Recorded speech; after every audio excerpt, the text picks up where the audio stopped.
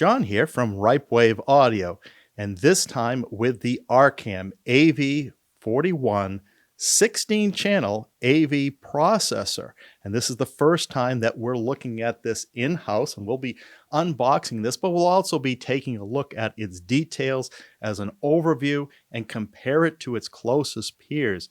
Now, if you've been following along, you know we also recently brought in the Monoprice Monolith HTP-1, also a 16-channel processor, also supports the same formats such as Dolby Atmos, DTS:X, and Auro 3D, and also supports DAC Live with DAC bass control software capabilities for an added price. Now, I've been trying to keep this series under $5,000 for everything that we're looking at this year. The Arcam AV41 I was able to get for $4,200. And this is what I reported in the last video for the Monoprice HTP-1. However, the price has gone back up to $5,200, taking it slightly out of our cap of $5,000. But we're going to look at this anyways because a lot of you look at the Arcam products as a step up from Denon, from Marantz, and other products out there, and is often a choice to make between an Anthem, a Monoprice, a Emotiva, and the Arcam. And I want to settle this from our own perspective of really which has the best feature sets, which one has the best performance and sound characteristics. And I think bringing this one in for this review and a series of these to follow is the right way to do it. And we're going to be taking a look at this at its peers between $2,000 and $5,000, well actually $5,200 in this overview and unboxing of the AV41. So let's take a look, and this will be a recap for you have maybe seen our other videos on the Arcam series, but let's look at this in comparison with its peers. The AV41 came out in 2022, which brought in the 8K capabilities and HDMI 2.1 feature sets. And this looks very similar to the product it was replacing, the AV40, which is now discontinued. That was a 4K version. I think main difference between the AV40 and the AV41 is the addition of the 8K HDMI 2.1 capability. They're both 16-channel processors. They both support the same surround formats, but the 40 was released in 2019, and this came in 3 years later. It looks exactly the same on the front and on the back. So there's not really much more from my perspective, albeit they probably came out with new firmware that fixed a few things, added in some minor features. We might be able to discover some of that as we go along here. Now, this is part of a larger family of Arcam products, but there's a great deal of consistency. Now, this is the only one that's an AV processor in the family. The others are AV receivers. So you have the AVR11, which is $3,050, the AVR21, that's $4,700, and the AVR31, which is $6,900. So you might ask, why is the receiver more money than the processor? Well, I think what they've done is just really taken the processor, added in 7 channels of amplification at 100 watts apiece, all channels driven, or 140 watts, 2 channels driven, and then added the extra cost there. So that extra $1,700 is really the price you pay for Arcam amplification for 7 channels. And what I understand, they're pretty good amplifiers that are built into this unit, as well as the other ones, the 21 and the 11. Now, as you go down in price there's less wattage. So you go from a 7 by 100 watts to a 7 by 90 to a 7 by 60 watts, all channels driven, or 2 by 140, 2 by 125, and 2 by 85, 2 channels on these amplifiers. And of course, the AV11 is a little more feature reduced because it's only 14 channels instead of 16. You don't have those assignable outputs as you do in the other three models. But this really does make a consistent family. And of course, it's close relatives from the JBL synthesis versions, as well as OEM branded audio control products that are also derived from the same family. Looking inside this unit, you see that it uses a toroidal power supply. We don't see that often in an AV processor nowadays. The boards are kind of short, and if we compare this against like the monolith, now the monolith is in a smaller chassis, but also has the smaller board, so there's a lot of dead space in a larger chassis with the Arcam, and the Monoprice is a little more dense comparatively, and it doesn't have that toroidal power supply. So the power supply, I don't think, is as robust in the monolith as compared to the Arcam.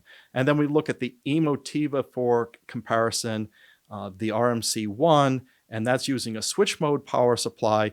Again, that power supply is taking up more room in the unit there. And that RMC-1 dates back from 2018.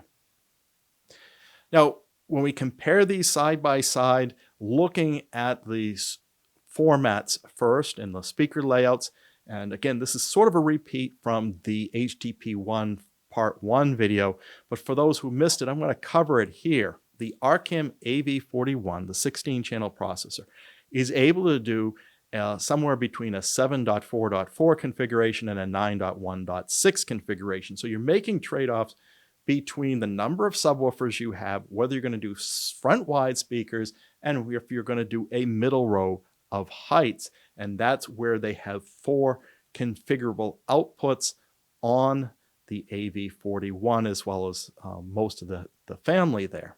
Now, this is similar to what's permissible through the Monoprice HTP-1, but the Monoprice allows for higher counts on the subwoofer. You can have up to 5 subwoofers. Of course, you're trading off now not only your middle heights, but your rear heights if you were to do this, and of course your front wides. So that's able to do 9.1.6 or 9.5.2, but both are 16-channel processors. Now the Anthem AVM70 has 1 additional channel, making it possible to do a 9.2.6 configuration without any compromises. So you don't have to delete your front wides. You don't have to delete your middle height channel speakers. You can have that full configuration plus 2 independent subwoofers. Now, of course, there's the AVM90 that adds in 2 more channels for 2 additional subwoofers for a 9.4.6. Now, the Emotiva family, whether it's the RMC-1, the 1L, or XMC-2, all support the same speaker layouts, and that's somewhere between a 9.3.4 and a 9.1.6, again, giving up a number of subwoofers for the middle row of heights, but they always have the capability to do front wides because that's not a shared output on the Emotiva design.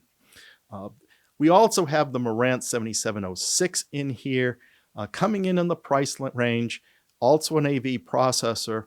This one's from 2020, but only has 13 channels. So in this price range, it has the least amount of channels, therefore limited to a 5.2.5 configuration or 7.2.4. Now, if you notice the 5 on the heights, this is the only model where you can explicitly configure a voice of God discrete channel in the top middle position. None of the other processors in this grouping allow for that. Now, I did get one person writing in and said, well, they believe what happens with, let's say, the Monoprice is when you configure the middle heights, it creates a phantom center or voice of God. I haven't tried that out. You could be absolutely right, but it's not described in their manual. Now, when it comes down to surround formats, all support Dolby Atmos, all support DTS:X. The Arcam AV41 is one of 3 that supports Aural 3D. The others being the Monoprice HTP-1 and the Marantz AV7706. Emotiva has given no indication that they'll ever support Aural 3D, and nor has Anthem. Now, the Arcam AV41 has an 1/8-inch phono jack on this, and it shares that capability with Emotiva. Now, the Marantz and the Anthem model do a little better by doing a 1/4-inch phono jack on the front, but Monoprice has no phono jack. The Monoprice doesn't even have an AM/FM tuner, and nor does Anthem. Arcam has an AM/FM tuner. All have removable IEC power cords, and the Arcam will let you switch between 110 and 220 volts. The others are either factory or auto set. I like the auto set ones that are kind of the most slick here. You can just plug in and not think about it. IMAX Enhance is supported on the AV41, as well as the Anthem and the Marantz. So Monoprice and Emotiva are not getting into IMAX Enhance at this time, but all support Dolby Vision. Now, the other neat thing is the number of products here that all support DAC Live. The exceptions are the Anthem, which is, of course, the Anthem Room Correction or Arc Genesis, and Marantz with their Odyssey room calibration. Now, of course, on their new Cinema products, they also have a DAC option that you have to pay for. But all these give you a baseline DAC Live at no additional cost that comes with the unit. But a couple of them, including the AV41, let you upgrade the bass control to DAC Live bass control, either for single sub at $350 or multi-sub at $500. So that's the Arcam and the Monoprice. None of these are THX certified. That you have to go to Onkyo and Integra for. The Arcam has an ESS 9026 Pro chip in it. So this is going to be 2 of these that are 8-channel that are in this to give you the 16 channels. Now, all these seem to have higher caliber chips in it, although I would say the lowest caliber here is probably the Marantz AV7706 with their AKM 4458 chip on that, having the lowest specs on that, 115 dB. The Arcam chip gives you the best chip performance of 140 dB signal to noise. However, the output that Arcam claims is only 93 dB, one of the lowest. In fact, it rates lower than the Marantz. So I'm curious if that's results in any audible difference. Does this really impact it? Somehow the implementation of the chip, there's of course other factors that contribute to the ultimate output, and will that result in the Arcam sounding not quite as good as the others? That we'll find out. Now, there's no claim DSD support for the AV41. I can find on their website, the manual, or any other material. Assuming there is none, same goes with Anthem and Monoprice. So if you want DSD super audio support, you're looking at Marantz or Emotiva in this grouping. Now let's look at the I/O. 7 channels in, 3 channels out, puts it in the same category as Anthem and Marantz and how they do HDMI. The Monoprice and Emotiva are a little different balanced, 8 in, 2 out, but a total of 10 HDMI ports in either case. This one has 4 coax digital inputs and 2 Toslink optical inputs and 1 Toslink output. I think as far as digital inputs, the Emotiva gives you kind of the best balance here. They give you 4 coax, 4 optical, and an output on coax and optical. So I think that's really good. Now, this doesn't have on the AV41 the AES EBU input that Monoprice and Emotiva have. But a lot of us don't even encounter this balanced digital signal with the components we have. This is more for pro audio consumers. Now, this has balanced outputs for all 16 channels, as do all these except for the Marantz. But it also has multi-channel outputs for RCA unbalanced, which we don't see on Emotiva or Monoprice. Of course, that's not such a big deal because you can always get an XLR to RCA cable. There's no two-channel balanced outputs on this, but there are 6 analog inputs and 1 analog output. So it gives you the most analog inputs of any product, but it doesn't give you a phono preamp. The only ones that give you phono moving magnet are the Anthem and the Marantz products. The Emotiva RMC-1 is optionally, they can put a card in there that gives you moving magnet and moving coil capabilities. It's the only capability built into a processor I know of that gives you also moving coil in this price range. Looking at HDMI a little further, the AV41 is an 8K unit, and so is the Anthem product and the Marantz products. But Monoprice and Emotiva have yet to jump into HDMI 2.1 support. Arcam does not publish which HDMI 2.1 features it supports. So we don't know if it has variable refresh rate, quick media switching, auto low latency mode, or others. But they do talk about that it has support for hybrid log gamma, HDR, HDR10, 10 plus, Dolby Vision, IMAX Enhanced, as we talked about before, and HDCP 2.3. And of course, those that don't support 8K are falling short of this as well. But the Anthem checks all the boxes, as well as the Marantz AV7706 as far as 2.1 features and IMAX Enhanced and Dolby Vision. Ethernet. This has an Ethernet port, a Wi-Fi port, and Bluetooth input. So there's a Bluetooth receiver, but not transmitter. The only one that has a Bluetooth transmitter is the Marantz, but that's with an SBC codec, which is the lowest quality, lowest common denominator as far as codecs for Bluetooth. So the quality, we wouldn't expect much. Now, I don't think they have any voice control on this. Monoprice claimed voice control, but now they've disabled it because it wasn't working. The best one for voice control is Marantz. Checks all the boxes here. All support protocol support, as well as infrared control, and it does have a DB9 serial connection for that integration should you need it. No DB9s on Emotiva or Monoprice. And Control 4, Creston, and AMX are all listed as compatible integration platforms.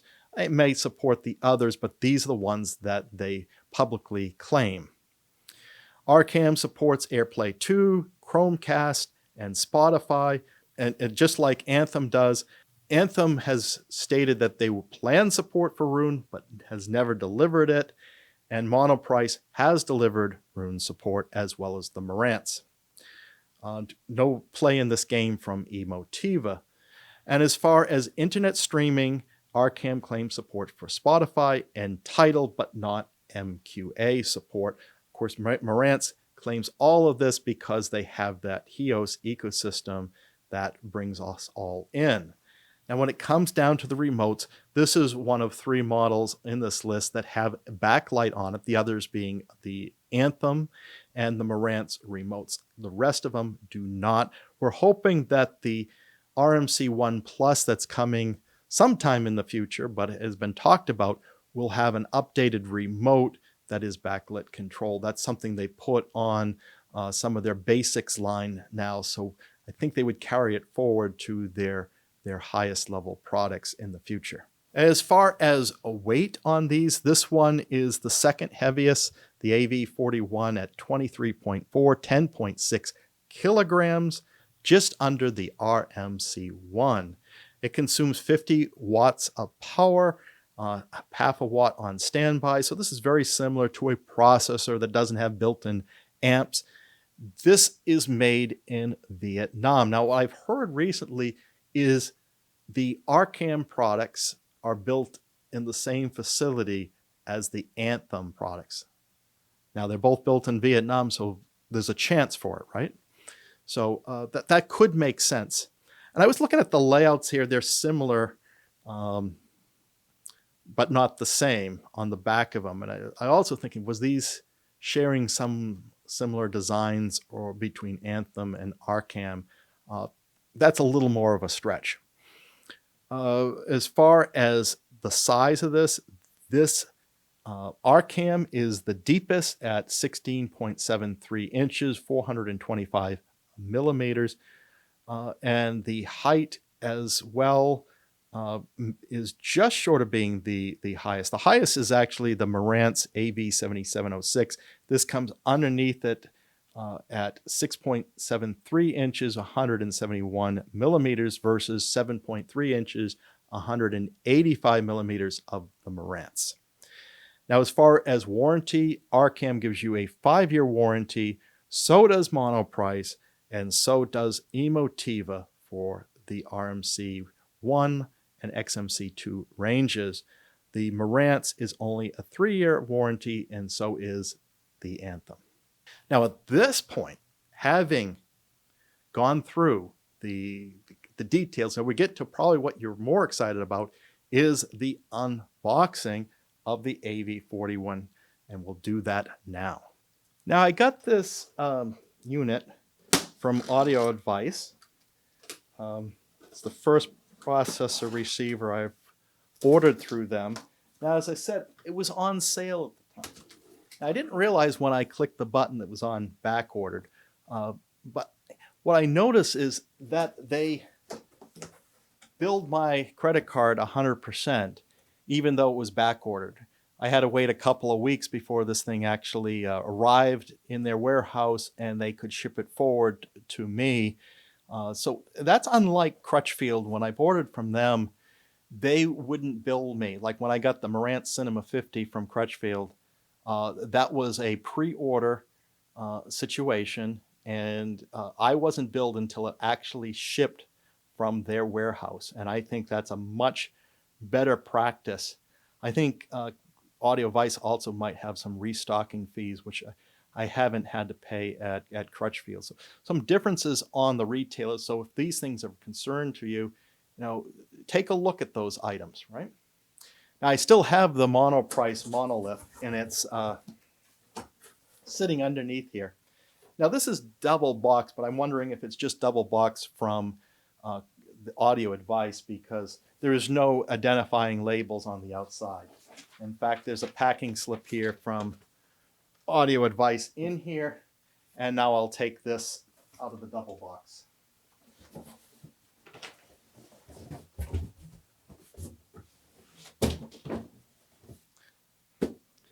And here is the box, as we get it. And we'll open this up.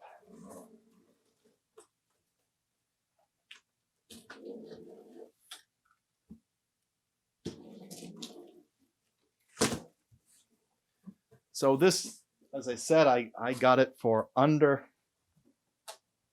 I got this for $4,200, and therefore it met my criteria. I wasn't going to buy anything over $5,000. I still haven't, but unfortunately the price is now above $5,000 as of today. Now here's the manual that comes with it.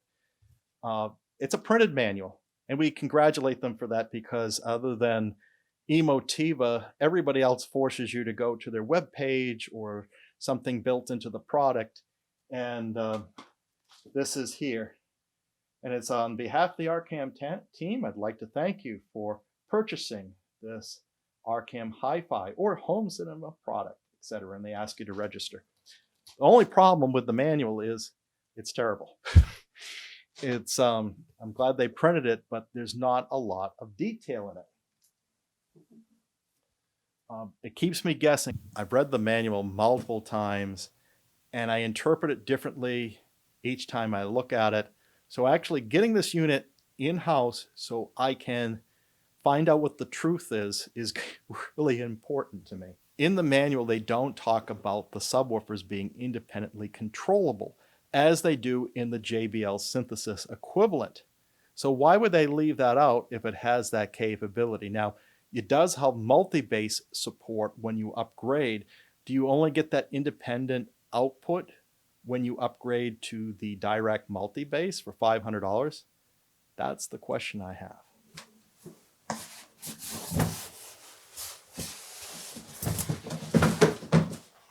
Now, I've taken this out. The accessories are in the bottom of the box, it seems. Well, let's get this unwrapped.